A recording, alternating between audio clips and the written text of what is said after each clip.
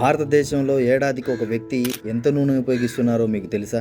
ఒకవేళ తెలియకపోతే ఈ వీడియో పూర్తిగా చూడండి. తప్పనిసరిగా మీ తల తిరుగుతుంది.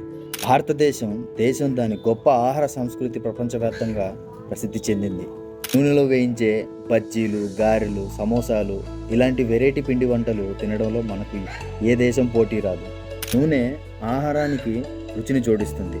మన ఇళ్లలో ఉండే స్త్రీలు ప్రాధాన్యత అలాగే బడ్జెట్ని బట్టి రకరకాల నూనెలను ఎక్కువగా ఉపయోగిస్తూ ఉంటారు.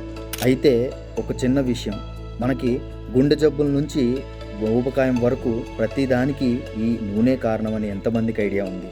అవునండి, తీసుకునే ఈ నూనె పదార్థాల వల్లే ఎక్కువగా మనకి ఈ ప్రాబ్లమ్స్ వస్తున్నాయి.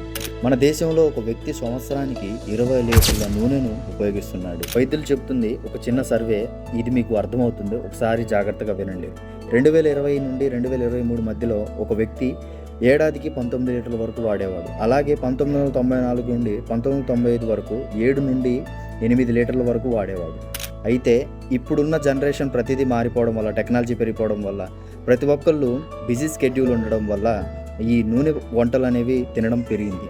సో కాబట్టి 40 సంవత్సరాలు దాటిన ప్రతి ఒక్కళ్ళు కూడా 7 లీటర్ల లోపే మీరు వాడకం అనేది వాడుకుంటే మంచిది. పెరుగుతున్న నూనె వినియోగం వల్ల అనారోగ్య సమస్యలు వస్తున్నాయి. బరువు పెరగడం, శ్వాసకు సంబంధించిన ఇబ్బందులు రావటం, గుండె జబ్బులు రావటం ఇలాంటివన్నీ జరుగుతుంది. సో గైస్, ఇది ఈ వీడియో. మీకు తెలిసిన వాళ్ళు ఎవరైతే నూనె ఎక్కువ వాడుతున్నారో వాళ్ళకి షేర్ చేయడం మాత్రం మర్చిపోవద్దు. అలాగే మీ ఫ్రెండ్ సర్కిల్ వాళ్ళందరికీ షేర్ చేయడం మాత్రం మర్చిపోవద్దు. Thank you so much. జై హింద్.